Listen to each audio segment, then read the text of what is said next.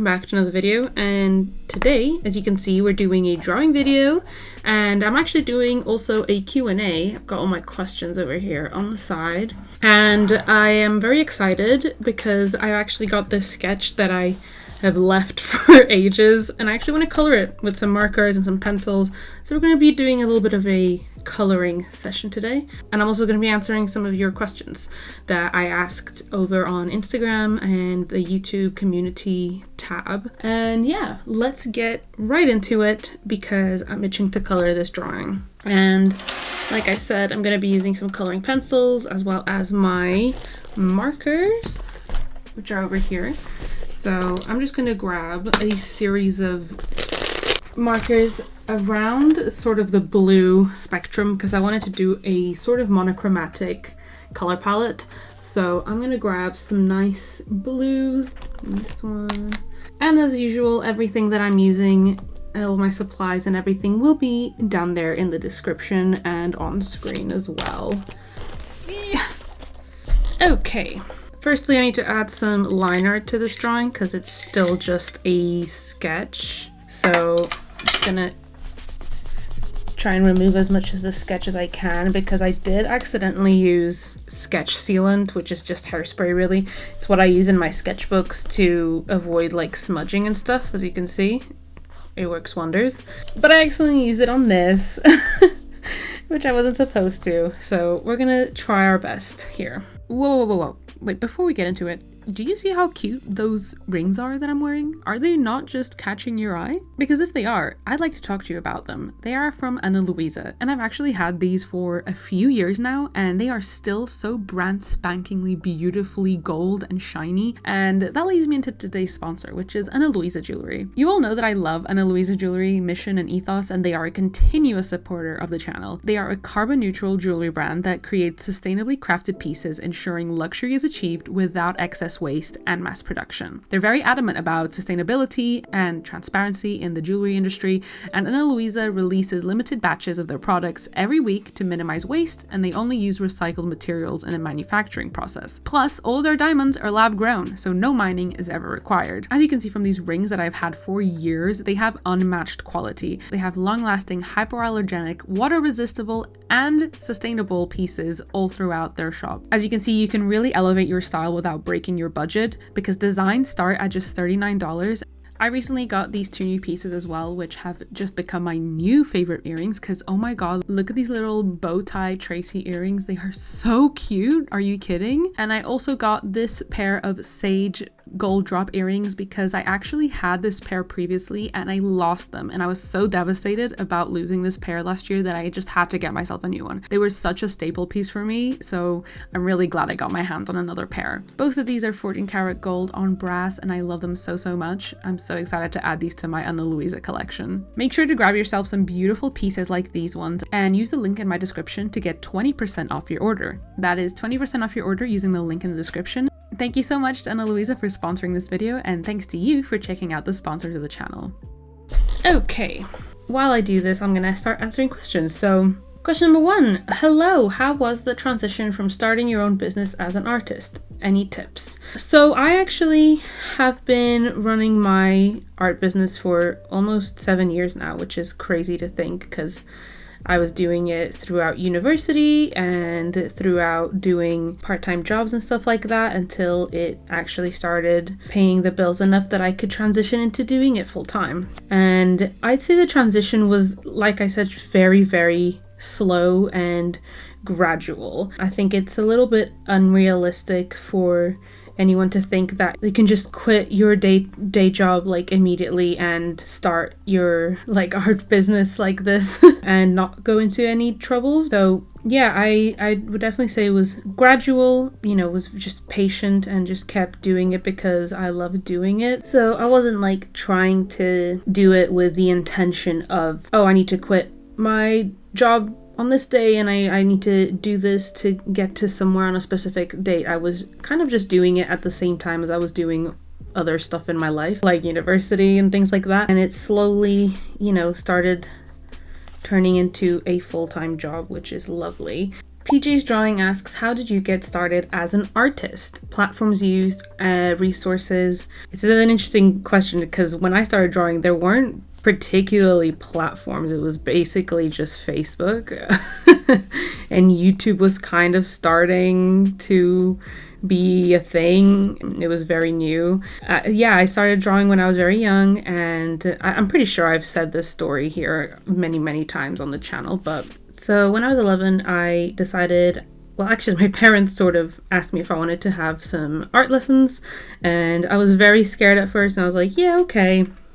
And then I studied under this artist in Porto in Portugal called João Pedro Rodrigues, who basically taught me all of the basics in terms of traditional art mediums, so pencils, painting, sculpture, all these things.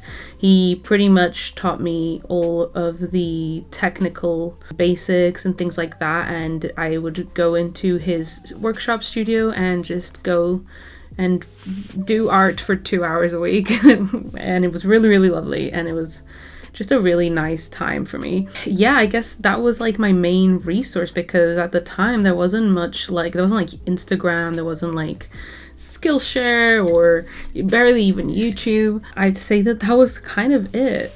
Oh no, we've had an incident. That's why I tend to sort of say that I'm self-taught, because obviously I did learn all of the basics and stuff from someone else, but from then on, I was kind of like at my own devices, and it was just a lot of practice, experimenting with different things, and seeing what kind of mediums I like the most, what things I like drawing the most, and kind of just going from there. Next question. Hey, big fan of your work. Thank you so much. Can you tell me if art school is worth it? This is kind of a nice question to follow up, because after all that, I then went to art school, university.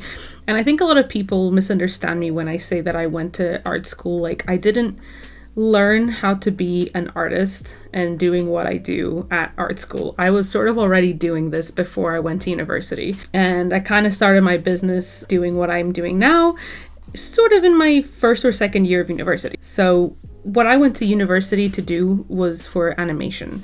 In that department, that's all I can speak on, because that's the only experience that I have.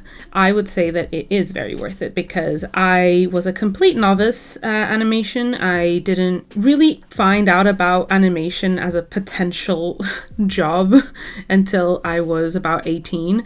So I was very new at this. I didn't really know much about the animation industry or anything like that. I was going into my animation course as a complete baby, and yeah, it was very good, because I learned so much in those 3 years. I learned the principles of animation, I learned about industry standards, industry software standards, just everything, like the basics and more. And also we had incredible facilities that were completely free to use for all those 3 years. So that, I think, was the best part for me for university, was getting to use all these cool gadgets and studios and stop motion gear and all this stuff, and you could just like go in and use it to your heart's content and make stuff and experiment and do all this stuff as well as then also learning and getting a degree. So for me, yes, it was very good, and I did have a job in animation after I graduated for a while, so you know, it did land me a job and lots of jobs subsequently after. So, but obviously, again, with most jobs and careers within the art industry, usually portfolios and show reels, things like that, are a lot more important, I'd say, when getting work. So even if you didn't go to art school, or you feel like you're not going to be able to afford going to art school, anything like that, I think you'll be okay, because there's so many resources out there at the moment that you can learn from online, and just building up that portfolio to apply to jobs for and stuff like that. But for me, at the time that I went to university for, and for what I did, it was very good. This pencil keeps breaking, because it's a pencil that I carry around in my pencil case. So the lead's probably The lead's probably broken in so many places. I think I'm gonna have to get a new pencil actually. Let's try this one.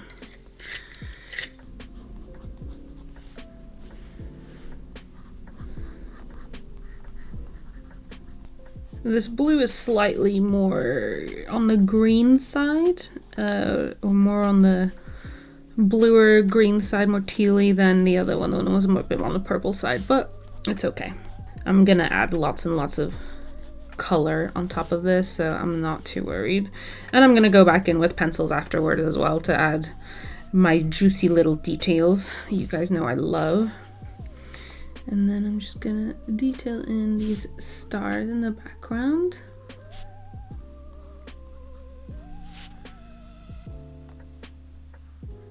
Okay, and I'm pretty happy with this line art here.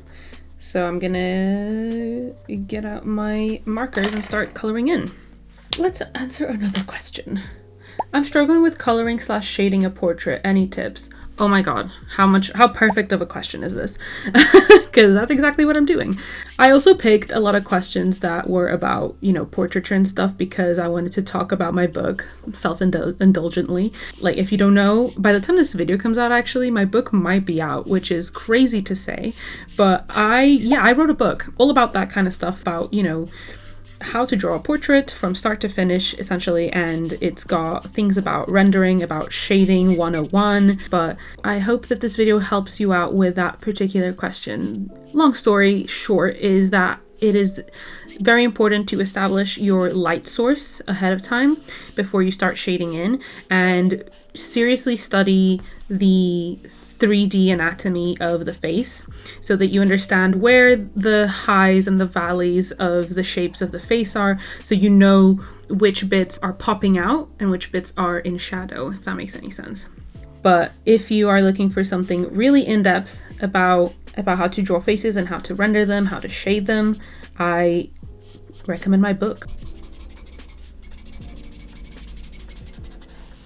I'm just going to use the chisel tip to fill out this really big area. I usually hate using the chisel tip because the sound it makes is like not it for me, but sometimes I need to because otherwise I'm going to be here forever coloring in a really large area. So okay, so that's the base color for the character done, and then I'm gonna grab a really nice dark blue for the background, and I'm just gonna grab a sheet of paper. Actually, it's just a scrap piece of paper, ignore what's on it, but just to get really clean lines with markers. It's actually preferred to not use a chisel tip, the brush nib like I am, but here we are. I don't really enjoy using rulers because they literally, like, yeah, the ink can get underneath the ruler and it can cause bleed and stuff, so I personally prefer to use a sheet of paper like this, adding some color like so. And this is why I always have a sheet of scrap paper with me in my sketchbook, because not only is it great for things like this, but also for like swatching colors. But like color this in, let's answer another question, shall we? Tips for growing your art online. I get this question so many times. I feel like people seeing how many followers I have on social media immediately think I'm some sort of like social media guru, that I know exactly what I'm doing and that I like grew this amount of following in a very short time, but I actually didn't. The following that you see on my social media and stuff like that, it's actually a very slow build of, I want to say, a decade of, you know, posting online. Yeah, I'm not super in tune with what the social media trends are in order to like gain followers quick. I too am very like lost in that department, but yeah, I think the things that I've noticed from posting content online for the past decade and seeing trends come and go, and things that I've noticed for growing your art presence online is posting consistently has really helped, especially now that algorithms and stuff sort of rule social media, whether that be, you know, once a week, twice a week, once a day, if that's you. But yeah, just creating that sort of like frequency that your followers will sort of learn to expect. The annoying thing at the moment is like obviously looking for trends, and if you want to, you know, hop on those trends and post like your own version of those trends that suits you and your art and your business, that's always a really fun way to grow your online presence. So yeah, it's just about, you know, what sort of timeline you have, what you're trying to achieve with your following, what kind of content you actually want to be posting online, and just staying consistent with that, essentially. I have certainly had to learn a lot about content creation and things like that over the past few years, and sort of getting myself out of my comfort zone and posting things that I usually probably wouldn't have if it weren't for like these changing algorithms. So yeah, it's completely down to you and your comfort level. Other than that, I don't think I've got great advice in that department, because I quite literally have been just doing my thing for 10 years and people just have thankfully gravitated towards me and found me in one way or another and stuck around, some of them. So what are things you do to feed your creativity, things that inspire you?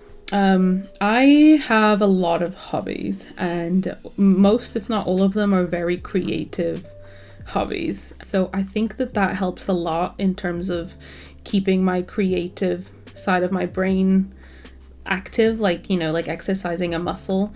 I think it's very important to keep that muscle working as much as you can, and it doesn't particularly have to be through drawing. I do it in many other ways. I sew, I crochet, I play a lot of video games and board games. I also love to read. Just kind of transporting myself into different worlds is a great way to get inspiration, to, you know, kind of get yourself out of your own head and think about different ideas that you probably wouldn't. The other thing I'd say is just absorbing a lot of media. So I watch a lot of films, a lot of TV shows, and a lot of I read books quite a lot, and I watch a lot of content that are also made by creatives that also create art, and I always find those very, very inspiring. So I'd say those are all things that I do that keep me creative. Next, a question. Will you ever come to conventions outside the UK? Ooh, excellent question. Yeah, I really want to. I'm considering applying for Comic-Con Portugal next year. So I'm considering it. The only thing that stops me from doing conventions abroad is that I'm just very, I don't know much about traveling with really, really heavy suitcases and stock and things like that. It's something that scares me a lot because of how expensive it probably is, and it's just a matter of me sitting down and actually figuring these things out. It's a much bigger risk to go do a convention abroad because obviously the costs are so much higher, and so you really just want to go to a convention where you know you're gonna make a lot of your money back at least. So, but yeah, it is definitely something I want to do soon in the near future. I just have to sort of mentally prepare myself to do that.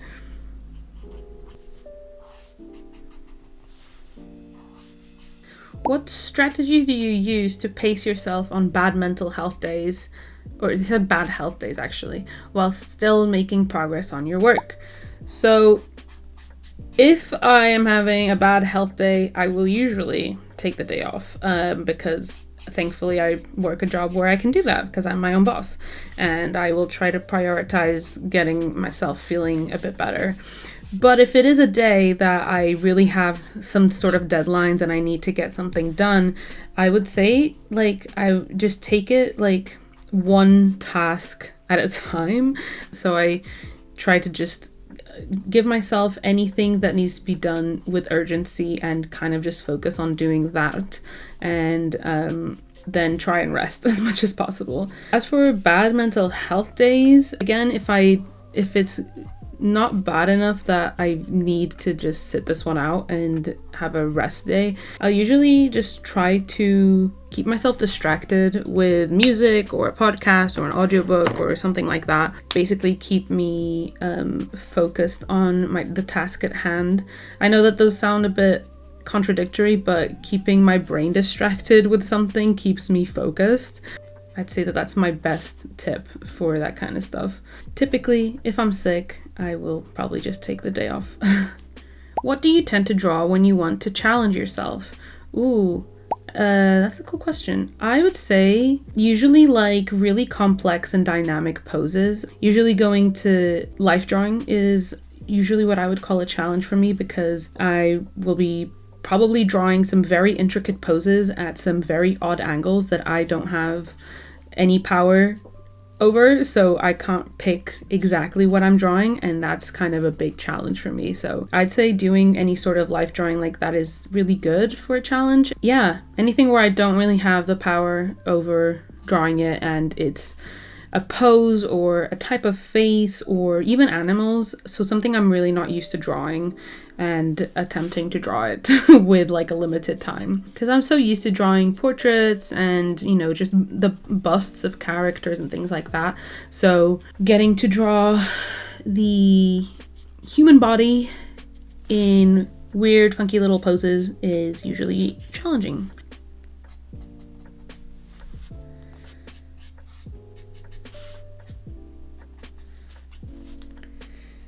Okay, I'm pretty happy with how far the markers have taken me, and I think I'm ready to hop in with pencils.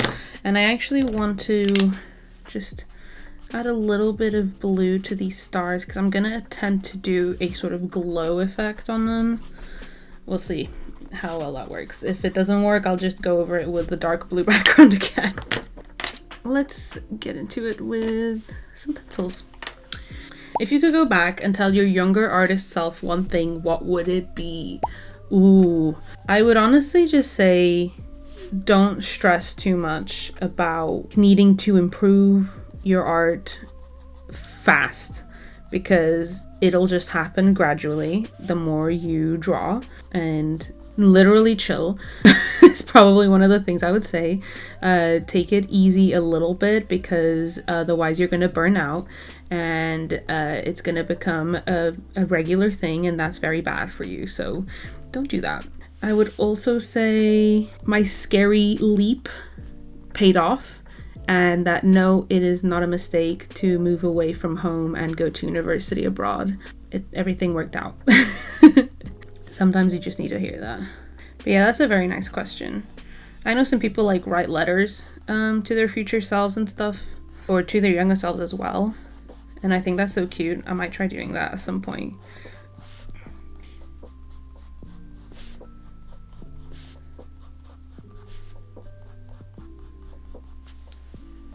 I'm annoyed that you can still see so much of the sketch pencil underneath all this, but it is what it is.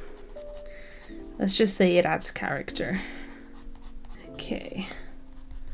Alright, let's get to another question. Hello Pipe, not art related, but are you up to date on the JJK manga? If so, what are your thoughts? Oh my god, am I? Jesus Christ. Yeah, I finished reading it, and it was crazy. I'm really happy with the ending. I know a lot of people aren't, but I really am. It was the ending I was hoping for, because Megumi is my baby. And I'm excited to find out if they're actually going to do like a sort of like part 2 reboot of the manga, because I think it would be cool to revisit the story. I'm just so not ready to say goodbye to it. So next question. Are you ever scared of ruining a sketch by overworking or coloring it? How do you deal? Oh my god, if I had a dime. Yeah, I think it's just a very normal thing, worrying like about ruining a sketch by adding color. But I think the thing to remember is that there's no really ruining it. Like, you might not like how something turns out, but even if you don't like how a drawing turns out after you've like added color to it, it was still a good thing that you added color to it and you practice coloring it and you practiced like rendering something. It will always add a little step to your progress and your like development of your skills. So yeah, I always try to think like that instead of like, oh, what if it's ruined? It's okay, you can just draw it again. If you don't like the way that a drawing turned out, it was just a practice. It wasn't real. It wasn't for real, this one. It was a test. So the next one's the real one.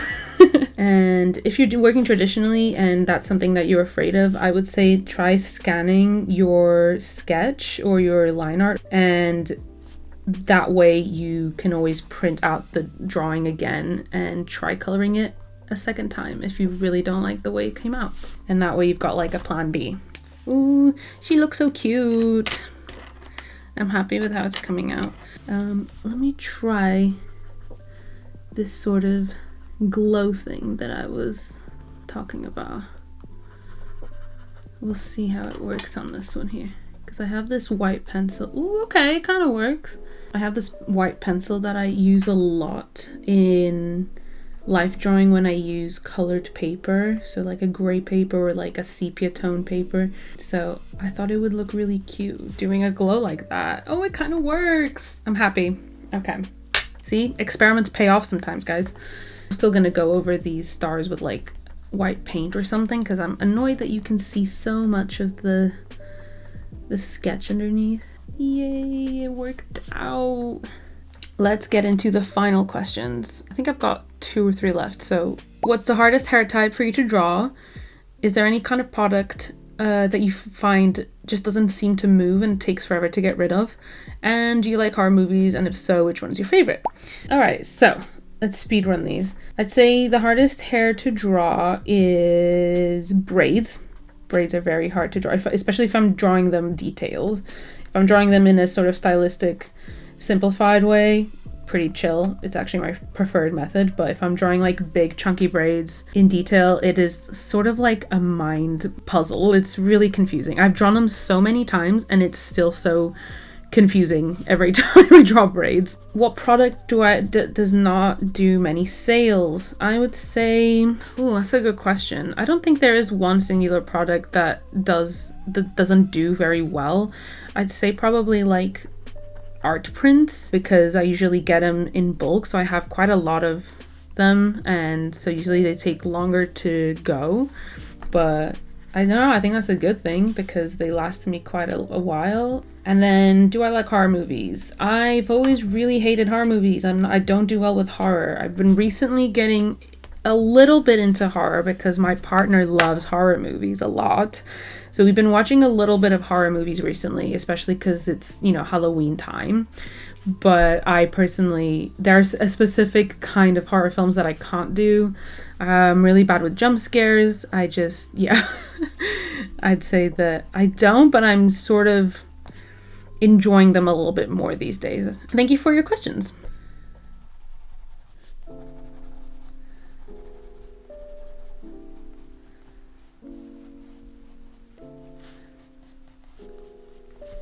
I'm really surprised at how well this glow effect is working, especially on top of such a dark marker color.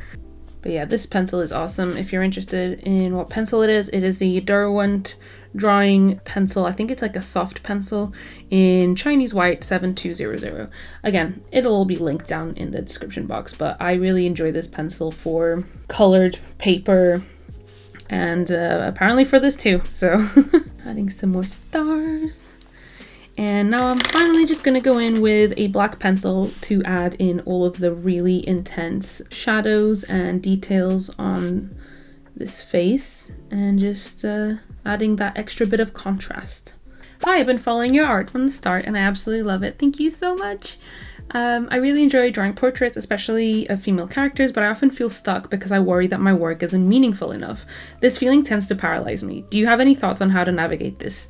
Ooh, that is a very, very good question, because I feel like that's a problem a lot of people have, either on and off or sort of in a paralyzing way, like you said here in the question. I get this a lot. Like every few weeks or whatever, I will have I would say it's more like an imposter syndrome, where you feel like your art isn't meaningful enough, or it doesn't look as cool or like original as some people's.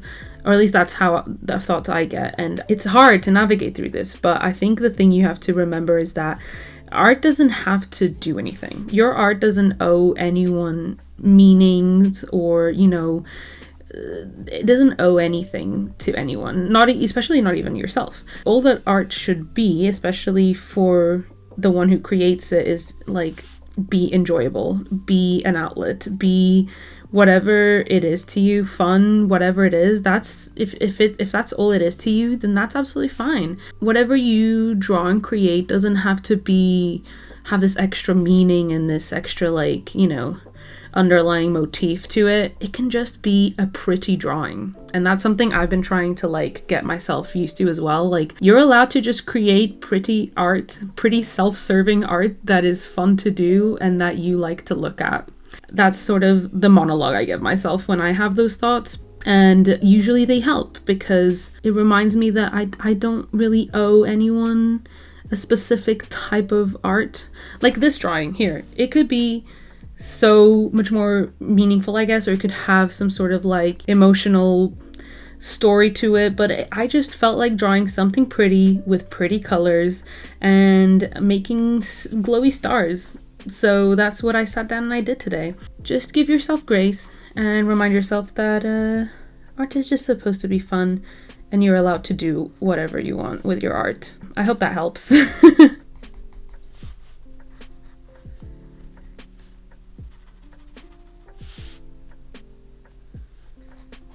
I'm pretty happy with how this is looking, so I'm gonna just add those little fixes to the stars.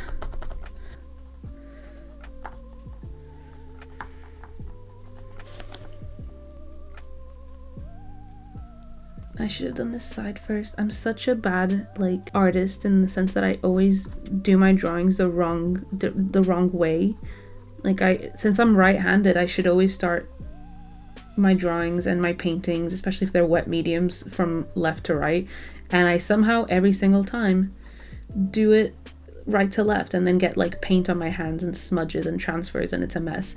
And yet I don't learn my lesson. And that is it.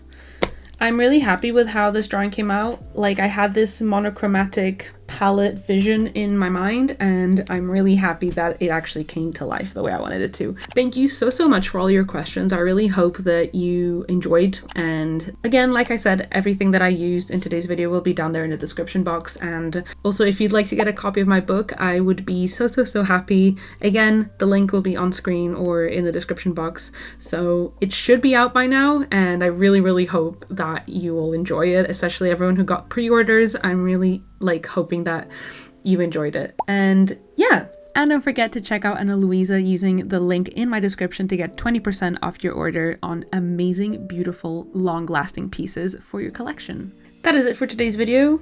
Hope you enjoyed, and I will see you in my next video. Bye-bye.